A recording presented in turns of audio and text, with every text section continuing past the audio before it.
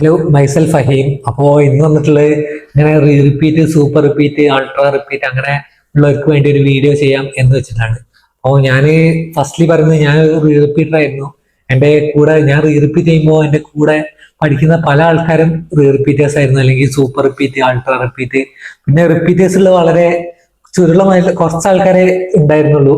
അപ്പോൾ അവര് തന്നെ +1 +2 റെസിഡൻഷ്യൽ അല്ലെങ്കിൽ അത്യാവശ്യം നല്ല കോച്ചിങ്ങോട് കൂടി വന്ന് അത്യാവശ്യം നല്ല നീറ്റിൽ സ്കോർ ചെയ്ത ആൾക്കാരായിരുന്നു കൂടെ ഉണ്ടായിരുന്നത്. അപ്പോ ഞാൻ ഇങ്ങനെ കണ്ടറിഞ്ഞ കാര്യങ്ങളും എന്റെ കാര്യങ്ങളൊക്കെ തന്നെയാണ് ഞാൻ ഈ വീഡിയോയിലൂടെ പറയാൻ ഉദ്ദേശിക്കുന്നത്. ശരിക്കും ഈ repeat, super repeat, ultra repeat എന്നൊക്കെ പറഞ്ഞ പലർക്കും അങ്ങനെ വ്യത്യസ്തമായ വീഡിയോ ചെയ്യണം എന്നുള്ളതാണ്. കാരണം വ്യത്യസ്തമായ മൈൻഡ് സെറ്റ് ആയിരിക്കും എല്ലാവർക്കും. കാരണം എല്ലാവർക്കും ഒരേ മൈൻഡ് സെറ്റ് ഒന്നും ആവില്ല. കാരണം ഇങ്ങനെ +1 +2 കൂടെ കഴിഞ്ഞ് റിപ്പീറ്റ് ചെയ്യുമ്പോൾ ഭയങ്കര അത്യാവശ്യം കൂൾ മൈൻഡ് സെറ്റ്, അത്യാവശ്യം നല്ല ടെൻഷനിലായിരിക്കും ചേരുന്നത്.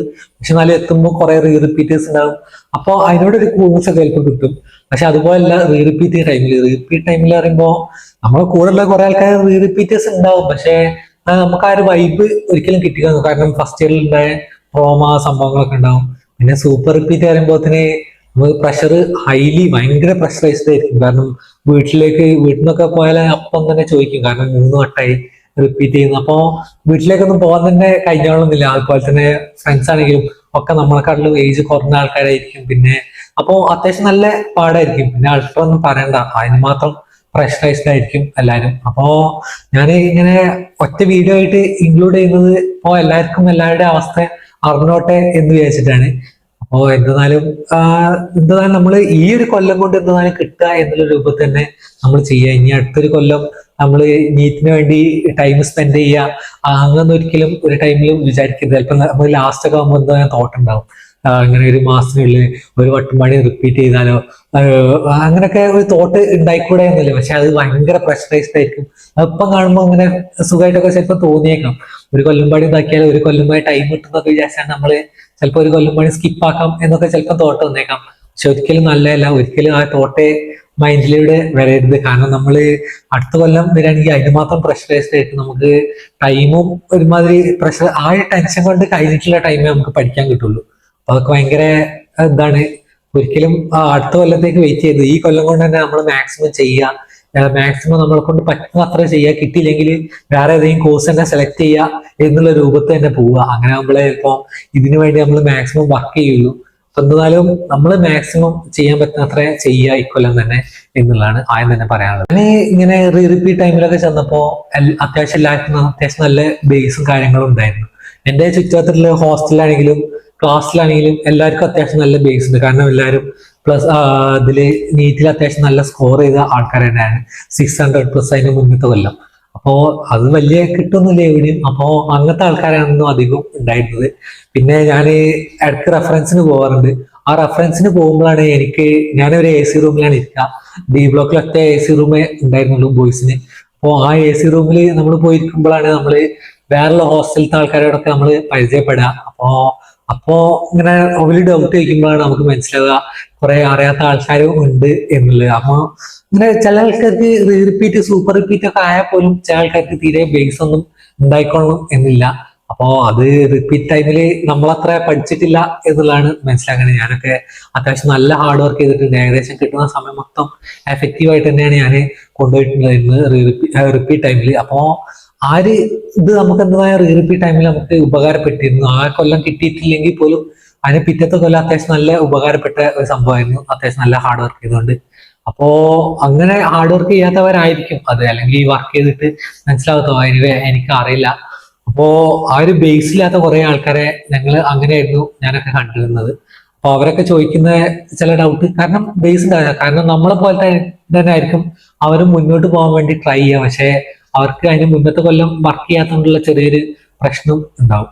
അപ്പോ ഫസ്റ്റ് എനിക്ക് പറയേണ്ട കാര്യം, ഞാൻ റിപ്പീറ്റ് ടൈമിൽ അത്യാവശ്യം ക്വസ്റ്റ്യനിൽ തന്നെയായിരുന്നു മെയിൻലി ഫോക്കസ് ചെയ്തിരുന്നത്. കൺസെപ്റ്റ് പഠിക്കാനല്ല, കൺസെപ്റ്റും പഠിക്കും. പക്ഷെ എന്നാലും മെയിൻലി ക്വസ്റ്റ്യൻസ് മുന്നോട്ട് കൊണ്ടുപോവുക എന്നുള്ളൊരു മെത്തേഡായിരുന്നു എനിക്ക് പക്ക ഉണ്ടായിരുന്നത്. പക്ഷെ റിപ്പീറ്റ് ടൈമിൽ മെയിൻലി കൺസെപ്റ്റ് മുന്നോട്ട് കൊണ്ടുപോവുക എന്നുള്ളതായിരുന്നു. കൂടെ ക്വസ്റ്റ്യൻ ചെയ്യില്ല എന്നല്ല. അപ്പോ അതായിരുന്നു എന്റെ മെത്തേഡ് ഉണ്ടായിരുന്നത്. അപ്പൊ റിപ്പീറ്റ് ടൈമിൽ എനിക്ക് ബേസ് അത്യാവശ്യം നന്നായിട്ടുണ്ടായിരുന്നു, കൺസെപ്ഷ്യലി അത്യാവശ്യം നല്ല നോളജ് ഉണ്ടായിരുന്നു.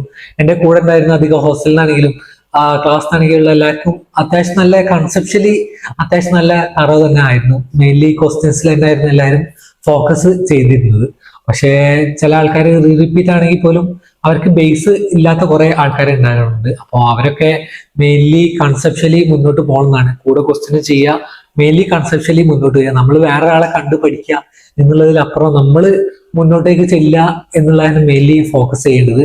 അപ്പം നമ്മൾ കൺസെപ്ഷ്യലി അത്യാവശ്യം നല്ല നോളജ് എന്തെന്നാലും വേണം, എന്നാലേ നമുക്ക് നീറ്റിലെ ക്വസ്റ്റ്യൻ ചെയ്യാൻ കഴിയുള്ളൂ. നമ്മൾ ക്വസ്റ്റ്യൻ നോളജ് മാത്രം ഉണ്ടായിട്ട് ഒരു കാര്യമില്ല, കൺസെപ്ഷ്യൽ നോളജ് മാത്രം ഉണ്ടായിട്ട് കാര്യമില്ല. പക്ഷേ കൺസെപ്ഷ്യൽ നോളജ് പക്കായിട്ട് ആവശ്യമുള്ള ഒരു സംഭവമാണ്. ആദ്യം കൺസെപ്ഷ്യൽ നോളജ് തന്നെയാണ് മെയിൻലി ആവശ്യം എന്നുള്ളതാണ്. പിന്നെ പറയുന്നത് കൂൾനെസ് ആണ്. കൂൾനെസ് ഭയങ്കര ഇമ്പോർട്ടൻറ്റ് ഫാക്ടറാണ്. ഇപ്പോൾ റിപ്പീറ്റ്, സൂപ്പർ റിപ്പീറ്റ്, നമുക്കൊന്നും തീരെ ഇല്ലാത്തൊരു സംഭവം അതായിരിക്കും കൂൾനെസ് ആയിരിക്കും. അപ്പോൾ അൾട്രാ റിപ്പീറ്റ് അതൊക്കെ ഇങ്ങനെ കൂടി വരുമ്പോൾ നമുക്ക് ഇങ്ങനെ കൂൾനെസ് പക്ക കുറയും. അപ്പോൾ നമ്മൾ കൂൾനെസ് കൂട്ടാൻ വേണ്ടിയിട്ടായിരുന്നു മൊബൈൽ ഫോണിൽ റീൽസ് കാണും, സിനിമ കാണും, അങ്ങനെ കുറെ ഡീവിയേറ്റ് ചെയ്ത് പോകും. അങ്ങനെ ആ ഒരു ഡീവിയേഷൻ ഒക്കെ നമുക്ക് അത് എല്ലാവർക്കും ഉണ്ടാവുന്ന സംഭവമാണ്.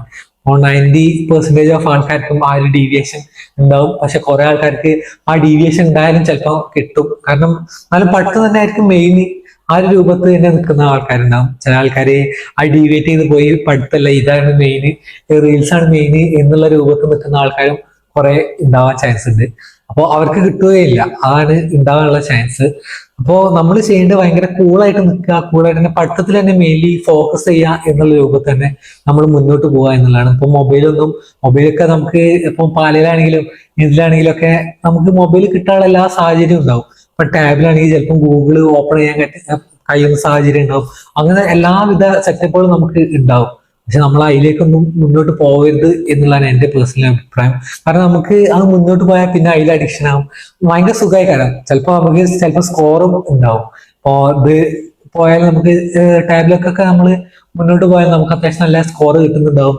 പക്ഷെ ചിലപ്പോൾ നീറ്റിന് അത് ഭയങ്കര ഫെയിലിയർ ആയിട്ട് തന്നെ ബാധിക്കും എന്നുള്ളതാണ്. അപ്പൊ നമ്മൾ ഒരിക്കലും ആ ഒരു മൊബൈൽ ഫോൺ, ആ ഒരു സ്മാർട്ട് ഇതിക്ക് നമ്മൾ ഒരിക്കലും പോകരുത് എന്നുള്ളതാണ് എൻ്റെ പേഴ്സണലി ഒപ്പീനിയൻ. നമ്മൾ ക്ലാസ്സിനൊക്കെ ഉപയോഗിക്കുക, അതൊക്കെ അത്യാവശ്യം നല്ല കാര്യം തന്നെയാണ്. നമ്മൾ അത്യാവശ്യം സയൻസിന്റെ നമ്മൾ പുതിയ ടെക്നോളജി വെച്ച് പഠിക്കുന്നതൊക്കെ അത്യാവശ്യം നല്ല കാര്യം തന്നെയാണ്. പക്ഷെ എന്നാലും അതൊക്കെ ലിമിറ്റ് വെച്ചാണ്ട് നമ്മൾ ഉപകാരപ്പെടുന്ന രൂപത്തിൽ തന്നെ നമ്മൾ മുന്നോട്ട് പോവുക എന്നുള്ളതാണ് എൻ്റെ പേഴ്സണലി ഒപ്പീനിയൻ. പിന്നെ പറയുന്ന കാരണം കൂൾനെസ് നമുക്ക് കിട്ടാനുള്ള ചാൻസ് ഉണ്ട്. ഇപ്പോൾ നമ്മൾ പഠിത്തത്തിലേക്ക് തന്നെ ഫുള്ളി കോൺസെൻട്രേറ്റ് ചെയ്താൽ ചിലപ്പോൾ കുറച്ച് ദിവസം നമുക്ക് ഭയങ്കര ഹാർഡായിട്ട് തോന്നും. പിന്നെ നമുക്ക് അത്യാവശ്യം നല്ല രസമായിട്ട് തന്നെ മുന്നോട്ട് പോകാം. അത്യാവശ്യം നല്ല അതിനെ പറ്റിയ കമ്പനിക്കാർ നമ്മളെ കൂടെ തന്നെ ഉണ്ടാവും. കമ്പനിക്കാർ ഇല്ലെങ്കിൽ നമുക്ക് കുഴപ്പമില്ല. നമുക്ക് ആ ഒരു കൂൾനെസ്, നമുക്ക് ആ ഒരു ബുക്കും ഇതുമായിട്ട് നമുക്ക് തന്നെ ഒറ്റ മൈൻഡോട് കൂടി നമുക്ക് മുന്നോട്ട് പോയി നീറ്റും ക്രാക്ക് ചെയ്ത് അത്യാവശ്യം നല്ല പിന്നെ സുഖമാണ്.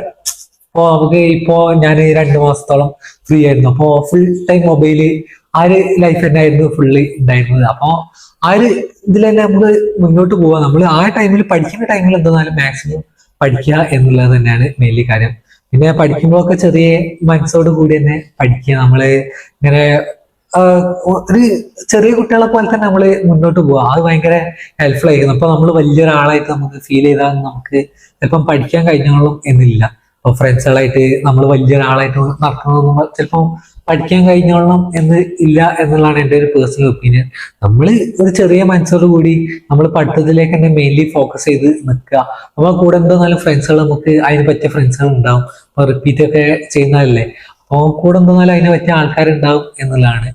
അപ്പോൾ നമ്മൾ മാക്സിമം ട്രൈ ചെയ്യുക. പിന്നെ എന്തെന്നാലും കിട്ടും. നമ്മൾ എന്തെന്നാലും കിട്ടിയിട്ടില്ലെങ്കിലും നമ്മൾ അടുത്ത കൊല്ലത്തേക്ക് നമ്മൾ ഒന്നുമായി റിപ്പീറ്റ് ചെയ്യുക എന്നുള്ളൊരു മൈൻഡ് ഒരിക്കലും പാടില്ല എന്നുള്ളതാണ് എൻ്റെ ഒരു പേഴ്സൺ. ഈ കൊല്ലം കൊണ്ട് കിട്ടുക അല്ലെങ്കിൽ വേണ്ട, നമ്മൾ വേറെ ഏതെങ്കിലും സംഭവത്തിലേക്ക് പോകും. ഇപ്പോൾ വേറെയും എക്സാമുകളൊക്കെ ഉണ്ട്. നമ്മളെ നീറ്റിനെ പ്രിപ്പയർ ചെയ്തിട്ട് വേറെ പല ടൈപ്പ് ഓഫ് എക്സാമുകൾ നമുക്ക് എഴുതാം. അതൊക്കെ നമ്മൾ എഴുതുക, എന്നിട്ട് നമ്മൾ അതിലേക്ക് തന്നെ പോവുക എന്നുള്ള മൈൻഡോട് തന്നെ നിൽക്കുക എന്നുള്ളതാണ്. നമ്മൾ പിന്നെയും ഒരു കൊല്ലുമ്പോൾ റിപ്പീറ്റ് ചെയ്ത് പിന്നെയും അങ്ങനെ നമ്മൾ മറ്റേ നീറ്റ് ലൂപ്പ് പല ആൾക്കാരും പറഞ്ഞു കേട്ടായിരുന്നു. അപ്പോൾ നീറ്റ് ലൂപ്പ് ആ ഒരു ടൈപ്പിലേക്ക് നമ്മൾ ഒരിക്കലും പോകരുത് എന്നുള്ളതാണ്. പിന്നെ ഒരു എക്സാമ്പിളും പാടി പറയാൻ എനിക്ക് തോന്നി. കാരണം ഞാൻ റിപ്പീറ്റിംഗ് ടൈമിൽ കയറുമ്പോൾ എന്നോട് ഒരാൾ പറഞ്ഞിരുന്നു, നമ്മളെ ഇവിടെ തേങ്ങ വലിക്കുന്ന ഒരാള് എന്നോട് ഇങ്ങനെ പറഞ്ഞിരുന്നു, എൻ്റെ മോനെ റിപ്പീറ്റ് ചെയ്യുന്നു, എന്താ റിപ്പീറ്റിന് പോയിക്കോ എന്നുള്ള അർത്ഥത്തിലൊക്കെ പറഞ്ഞായിരുന്നു. എനിക്കപ്പോ വലിയ കാര്യമായിട്ടൊന്നും തോന്നിയില്ല. എനിക്ക് എന്നാലും അയാളെ വൈബ് ഭയങ്കര ഇഷ്ടപ്പെട്ടായിരുന്നു. ഇങ്ങനെ അയാൾ അങ്ങനെയൊക്കെ പറഞ്ഞല്ലോ എന്നുള്ളൊരു തോട്ട് ഉണ്ടായിരുന്നു. കാരണം അന്ന് അയാളുടെ മോന് റിപ്പീറ്റ് ആയിരുന്നു. പിന്നെ ഇക്കൊല്ലം ഞാൻ നീറ്റ് ഒക്കെ കഴിഞ്ഞ് ഇങ്ങനെ നിൽക്കുമ്പോൾ ആളുടെ മോന് നീറ്റ് കിട്ടി, കേരളത്തിലൊരു മെഡിക്കൽ കോളേജിൽ അത്യാവശ്യം നല്ല മെഡിക്കൽ കോളേജ് തന്നെ കിട്ടി എന്നുള്ളതൊക്കെ പറഞ്ഞു. അപ്പോ സൂപ്പർ റിപ്പീറ്റ് ചെയ്തപ്പോ അപ്പൊ അങ്ങനെയൊക്കെ കിട്ടുന്ന പല ആൾക്കാരും ഉണ്ട്. അപ്പോ നമ്മൾ എന്തായാലും മാക്സിമം ട്രൈ ചെയ്യുക, നമ്മളെ കൊണ്ട് പറ്റുന്നത്ര ട്രൈ ചെയ്യുക. പിന്നെ നമ്മൾ കിട്ടിയിട്ടില്ലെങ്കിൽ ഡെസ്പ് ഒന്നും ആവരുത്. കിട്ടിയിട്ടില്ലെങ്കിൽ വേറൊരു നമുക്കൊരു പ്ലാൻ ബി ഉണ്ടാവുന്നത് എപ്പോഴും നല്ലത് തന്നെയാണ് എന്നുള്ളതാണ്. എനിക്ക് പ്ലാൻ ബി ഉണ്ടായിരുന്നു. ഞാൻ ജെയ്മെയിൻ ചെയ്തിരുന്നു. എനിക്ക് കാലിക്കറ്റ് NIT ഇതും കിട്ടിയിരുന്നു, അഡ്മിഷനും കിട്ടിയിരുന്നു. പക്ഷെ ഞാൻ പോയി ചേർന്നില്ല. ഞാൻ നീറ്റ് തന്നെ ഫോക്കസ് ചെയ്ത് പഠിച്ചതായത് കൊണ്ട് എനിക്ക് MBBS മതി എന്നുള്ളൊരു ഇതായിരുന്നു. അപ്പോ എന്തെന്നാലും പ്ലാൻ ബി ഉണ്ടാക്കുക. അപ്പോ അതൊക്കെ നല്ലത് തന്നെയാണ്. പിന്നെ എല്ലാവർക്കും ഓൾ ദി ബെസ്റ്റ്. ഇക്കൊല്ലം തന്നെ എന്തായാലും മാക്സിമം ട്രൈ ചെയ്ത് കിട്ടട്ടെ.